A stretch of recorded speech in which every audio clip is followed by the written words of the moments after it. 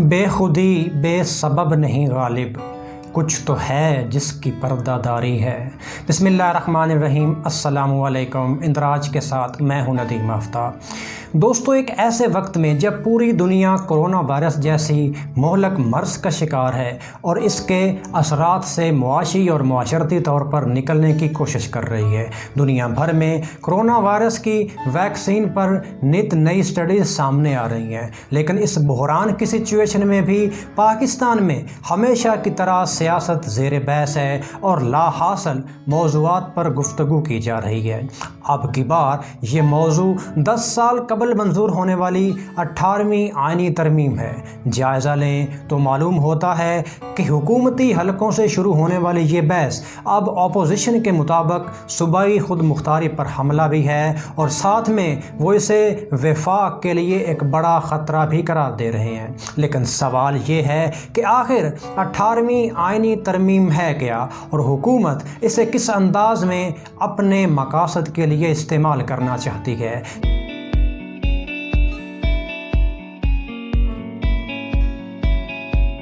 Opposition کے مطابق حکومت اس بحث سے کورونا سے توجہ ہٹانا چاہتی ہے، لیکن اگر اس کے اہم نکات کا جائزہ لیں تو معلوم ہوتا ہے کہ اس 10 سال قبل منظور ہونے والی آئینی ترمیم میں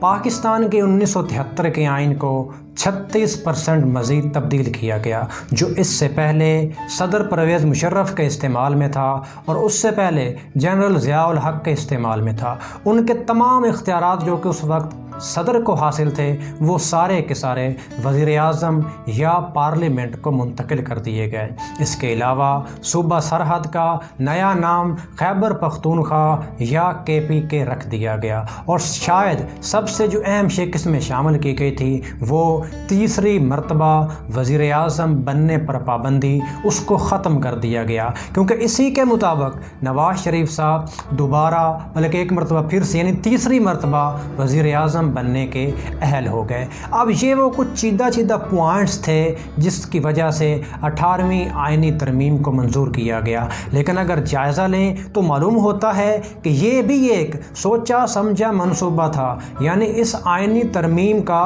بذات خود منظور ہو جانا بھی ایک سوچا سمجھا منصوبہ ہے، اور اب اس پر چونکہ بحث کا آغاز ہے لہٰذا اس سے یہ معلوم بھی ہوتا ہے کہ اس پر بحث کا آغاز بھی ایک سوچا سمجھا منصوبہ ہے۔ اگر جائزہ لیں کہ یہ جب منظور ہوئی تو کس طرح سے یہ ایک سوچا سمجھا منصوبہ ہے، تو اس میں جو اس کے 2 اہم پوائنٹس ہیں، یعنی صوبائی خود مختاری اور صوبوں کو لامحدود اختیارات کا حاصل ہو جانا، اس میں صحت اور تعلیم جیسے بنیادی شعبے بھی صوبوں کے حوالے کر دیے گئے، جس کے پیچھے منطق یہ بیان کی جاتی تھی کہ اگر اس کے بعد کسی بھی وقت فوجی حکومت آ بھی گئی تو 18ویں آئینی ترمیم اگر برقرار رہتی ہے تو اس کا مطلب ہے کہ پاکستان کی 2 بڑی سیاسی جماعتیں جنہوں نے بعض کے بقول آپس میں سیاسی مکا کر رکھا ہے، ان کی ایک کی حکومت سندھ میں اور ایک کی حکومت پنجاب میں برقرار رہے گی اور ان کے پاس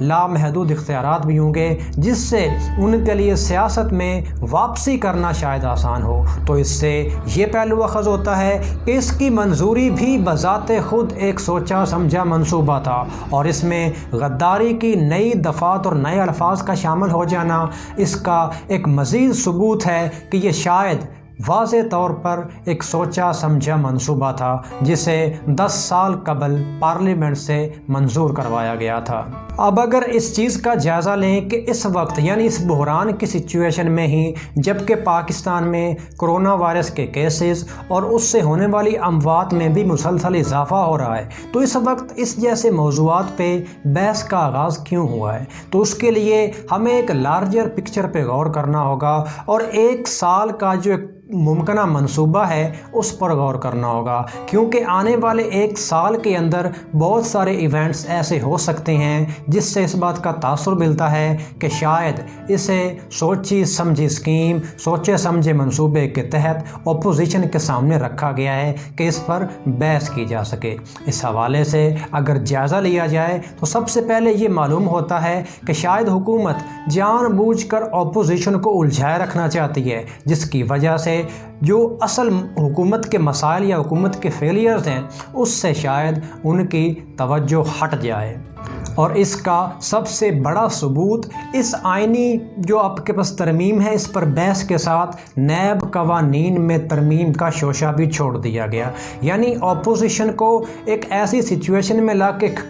کے کھڑا کر دیا گیا کہ شاید اسے ایک طرف لالچ بھی ہے اور دوسری طرف اس نے اپنی سیاست بھی بچانی ہے۔ اب عین ممکن ہے کہ آنے والے کچھ مہینوں میں اس پر باقاعدہ بحث کا آغاز بھی ہو جائے، ہو سکتا ہے اس پر پارلیمنٹ کا اجلاس بھی ہو، اور یہ بھی ممکن ہے کہ اس پر پارلیمانی کمیٹی بھی بن جائے اور اس کی سفارشات بھی تیار ہو جائیں۔ سب کچھ ہو سکتا ہے، لیکن عین اس وقت جب اس میں باقاعدہ ترمیم کا وقت آئے گا سب کچھ اچانک ختم ہو جائے گا، کیونکہ حکومت کا یہ مقصد ہے ہی نہیں کہ اس پر باقاعدہ کوئی عمل درآمد کیا جائے، کیونکہ حکومت کا بنیادی مقصد یہ ہے کہ اپوزیشن کو الجھایا جائے اور اس کی وجہ سے اس سے زیادہ وقت حاصل ہو، جو کہ اصل میں اسے 1 سال چاہیے اپنے بہت سارے منصوبوں کو عملی جامہ پہنانے کے لیے۔ اگر آپ کو یاد ہو تو جب پاناما پیپرز کا کیس تھا تو اس میں بھی جو نواز شریف کی حکومت تھی اس نے میکسیمم ٹائم حاصل کرنے کی کوشش کی،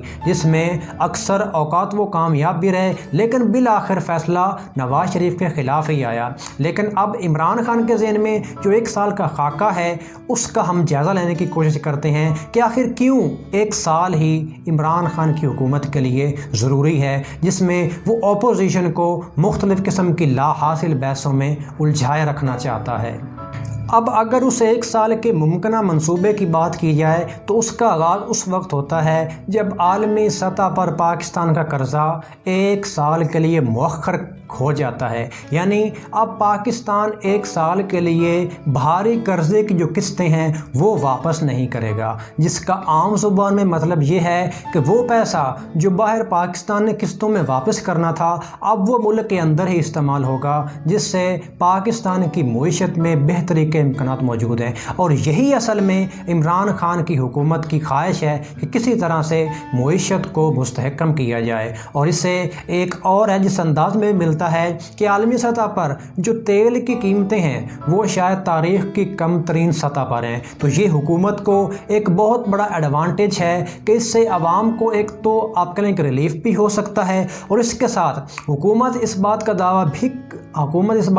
بھی کر سکتی ہے کہ اس نے عوام کے لیے بہت ہی اچھے اقدامات اٹھائے ہیں، یعنی اپنے اچھے کاموں کو عوام کے سامنے پیش کرنے میں کامیاب ہو جائے گی۔ اس کے علاوہ عالمی سطح پر جو ہونے والے مختلف واقعات ہیں ان کا جائزہ لیا جائے تو وہ بھی شاید عمران خان کی حکومت کے حق میں جاتے ہیں، جس میں سب سے بڑا واقعہ افغان امن عمل ہے۔ اس میں عمران خان کے کردار کو کسی بھی انداز میں نظر انداز نہیں کیا جا سکتا، اور اس کا براہ راست لنک امریکہ میں نومبر میں ہونے والے صدارتی انتخابات ہیں۔ ڈونلڈ ٹرمپ کی خواہش ہے کہ کسی طرح سے ان انتخابات سے پہلے افغان امن عمل کا جو معاہدہ ہوا تھا اس پر عمل درآمد ہو جائے تاکہ وہ اپنی عوام کے سامنے اس کو رکھ سکے اور دوبارہ انتخابات میں کامیابی حاصل کر سکے۔ اس کے علاوہ عمران خان کی حکومت نے مسلسل بھارت کو عالمی سطح پر بے نقاب بھی کیا ہے، اور جو کشمیر کی سچویشن ہے وہ بھی دنیا کے سامنے ہے، اور ابھی حال ہی میں جو امریکن کمیشن برائے مذہبی آزادی کا اس کی ایک رپورٹ جو ہمارے سامنے آئی ہے اس کے مطابق بھارت کو اقلیتوں کے لیے بدترین ملک کا درجہ دیا گیا ہے، جس کا مطلب یہ ہے کہ یہ عمران خان حکومت کی کوششوں سے ہی ہوا ہے، اور اگر ان کی کوششوں سے نہ بھی ہوا ہو تو یہ بہرحال حکومت کے لیے ایک مثبت پوائنٹ ہے۔ اور اس کے علاوہ جو عمران خان عالمی سطح پر مختلف قسم کے لیڈر سے ریلیشن بنانے میں کامیاب ہوئے ہیں وہ بھی شاید ان کے لیے ایک پازیٹیو پوائنٹ ہے۔ یہ بات سب کو ماننا پڑے گی کہ اب تک عمران خان حکومت کی کارکردگی چاہے جس بھی قسم کی ہو، لیکن عالمی سطح پر جو پاکستان کا سافٹ امیج ہے، جو عمران خان کا ایک مذاکرات کا انداز ہے، وہ شاید سب کو متاثر کرتا ہے۔ اور یاد رکھیے یہ بات کی جاتی ہے کہ آپٹکس میٹر کرتے ہیں، اور اس آپٹکس کے لحاظ سے شاید عمران خان کو بہت ساری چیزیں حاصل ہونے کے امکانات ہیں، اور ساتھ ہی ان کے ڈونلڈ ٹرمپ اور ولادیمیر پوٹن کے ساتھ چین کے صدر شی جن پنگ سے جو ایک کہہ کے ذاتی قسم کے ریلیشنز ہیں، اس کا بھی عمران خان کو آنے والے وقت میں فائدہ ہوگا، اور اس کو اصل میں وہ استعمال کرے گا اس لحاظ سے کہ ملک کے اندر موجود اسٹیبلشمنٹ کا جو رخ ہے وہ انہیں ہی کی طرف رہے، چاہے ان کی کارکردگی کسی بھی قسم کی ہو، لیکن چونکہ ان کا یہ 1 سال کا منصوبہ ہے جس میں یہ ساری چیزیں وہ کسی نہ کسی انداز میں حاصل کرنا چاہتے ہیں، جو بظاہر ان کے حق میں جاتی محسوس بھی ہو رہی ہیں۔ اب اگر اسی 1 سال میں اس بات کا جائزہ لیا جائے کہ اپوزیشن کہاں کھڑی ہوگی، تو شاید اپوزیشن کے لیے ہو سکتا ہے بظاہر یہ کوئی اچھا وقت ہو، لیکن حقیقتاً اچھا وقت نہیں ہوگا۔ کیونکہ یہ بات تو اب سب کو پتہ ہے کہ ساری کی ساری اپوزیشن پر مختلف قسم کے مقدمات ہیں، ہو سکتا ہے ان میں کچھ چیزیں اس طرح کی شامل نہ ہوں جو شاید حقیقتاً ہوں، لیکن بہرحال اس بات سے انکار ممکن نہیں کہ اپوزیشن پر مختلف قسم کے نیب مقدمات ہیں۔ اب آئے روز آپ کو یہ چیزیں آپ کو دیکھنے کو ملیں گی کہ اپوزیشن کے اکثر رہنما پیشیاں بھگتتے ہوئے آپ کو نظر آئیں گے، لیکن ہو سکتا ہے اس میں گرفتاریاں نہ ہوں۔ کیونکہ اس کے ساتھ ہی حکومت نے اپوزیشن کو اس بات کا لالچ دیا ہے کہ وہ نیب قوانین میں ترمیم بھی کرے گی، تو ایک طرح سے اپوزیشن اس بات کے لالچ میں رہے گی کہ وہ حکومت کے ساتھ مل کر جو نیب کے قوانین ہیں ان میں ترمیم ہو سکتی ہے، جس سے ان کو فائدہ ہو سکتا ہے، اور یہی بات ان کو حکومت مخالف تحریک چلانے سے بھی روکے رکھے گی۔ تو یہ اصل میں وہ سارا واقعات ہوں گے جس سے ایٹ لیسٹ حکومت کو 1 سال یا اس سے زائد کا وقت جو ہے وہ مل سکتا ہے، اور پھر جب یہ سال پورا ہو جائے گا تو وہ ایونٹ واقعہ ہوگا جس کا شاید عمران خان کو سب سے زیادہ انتظار ہے، اور وہ واقعہ مارچ 2021 میں ہوگا، اور وہ ہوں گے سینٹ کے الیکشنز۔ اب آپ کے ذہن میں یہ سوال پیدا ہو رہا ہوگا کہ مارچ 2021 میں ہونے والے سینٹ انتخابات میں حکومت کو کیا فائدہ ہو سکتا ہے؟ تو یہ بات یاد رکھیے، موجودہ سچویشن ہے اس کے مطابق پی ٹی آئی کو سینٹ میں اکثریت حاصل نہیں ہے، اس وقت اکثریت پیپلز پارٹی کو ہے، لیکن جب آنے والے انتخابات ہوں گے تو اس وقت حکومت کو یعنی پی ٹی آئی کو واضح اکثریت مل جائے گی، جس کے بعد وہ قانون سازی کی پوزیشن میں آ جائے گی، اور یہی اصل میں وہ نقطہ ہے جو عمران خان چاہتے ہیں۔ اور اگر وہ 1 سال کا منصوبہ جو پوائنٹس پہلے بیان کیے گئے ہیں اس لحاظ سے اگر عمران خان کی مقبولیت برقرار رہتی ہے تو عین ممکن ہے کہ اس پیک پوائنٹ پہ Imran Khan mid term elections کا اعلان کر دیں، جس سے عمران خان کی اسیسمنٹ یہ ہے کہ انہیں دوبارہ قومی اسمبلی میں میجورٹی مل جائے گی، تو جس سے ان کے پاس ایک واضح اختیار آ جائے گا۔ ایک طرف ان کے پاس سینٹ میں اکثریت پہلے ہی ہوگی، اور ساتھ ہی قومی اسمبلی میں ان کے پاس اکثریت آ جائے گی، جس سے وہ قانون سازی کرنے میں ان کو وہ اختیار مل جائے گا، وہ آسانی مل جائے گی جو شاید ابھی ان کے پاس نہیں ہے۔